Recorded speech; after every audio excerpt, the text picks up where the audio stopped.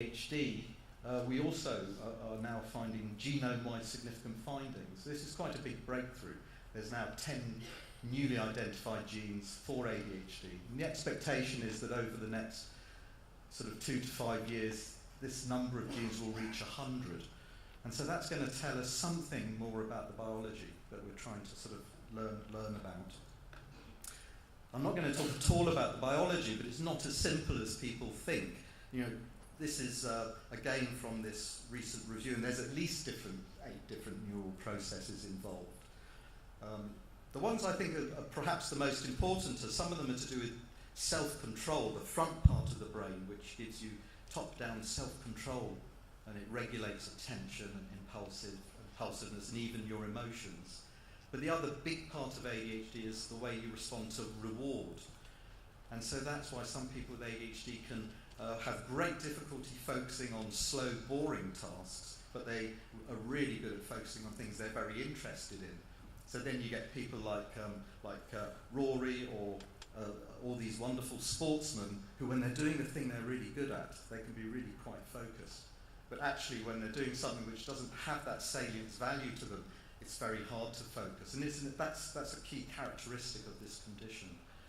And that can certainly confuse people, because you see a child who actually can do something well, but you know most of the time they can't. And why would that be? It's not like a fixed deficit, like having a low IQ. And so that may make you think, oh, they're not trying, they're being lazy. But actually it is a core problem, and it does go back to neurobiology. And I'm just going to end on one particular feature. I keep mentioning Rory for some reason, but he gave a great description of this mind wandering. And so do many other patients and artists. And it's a very typical mental state. And one patient described it to me in this way.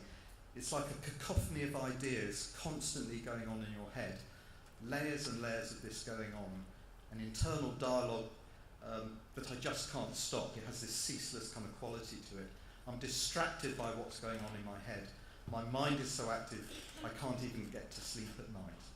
And so, yeah, the comment was made that you need to think about these things and actually ask children about them as well, because they're probably experiencing these things in the same way. And it's very hard to function when your mind is so overactive like this. This is very interesting because it relates back to a whole new literature on the default mode. It turns out that when you're resting, there are these very active brain systems, and that's where these sort of task-unrelated thoughts are generated, or they're thought to be generated in this default mode. And when you get engaged in a task, this background noise, this background activity gets toned down, and you can focus on reading, writing, whatever you're trying to do.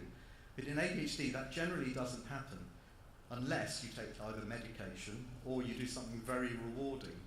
But the problem with the rewarding, I mean, that could work well for some people, but actually a lot of life isn't that rewarding, and you still have to function, even for boring tasks. So sometimes I say, what medication enables you to is function in a low salient, boring environment. But that's kind of true.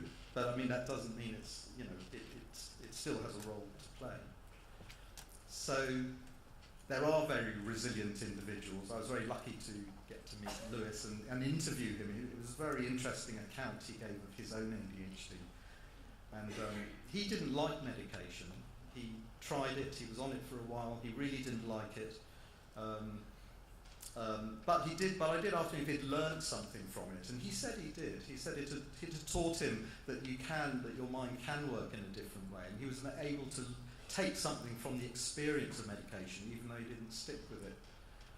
But he also said he didn't think it was the exercise that has helped him in his life, because a lot of people, yeah, it could be the exercise itself that's very productive. But he said it was the structure and the discipline of the sport that really made a big difference to him. And I noticed there's a very interesting stand. There's a sports group outside in the hall. It's very interesting if you go and talk to them. They have some very similar ideas about this. So, do I have to end very shortly? Yes, please. Yeah. So I probably will just end up on this one slide. You know, what is the model for healthcare? At the moment, it's very much around specialist-only clinics. But I think this isn't going to work in the long run. And what's happening is these clinics are being set up. They've got huge waiting lists very quickly. which shows that the awareness is there, the demand is there, but there is a problem in delivering the service. So inevitably it's got to broaden out into general adult mental health.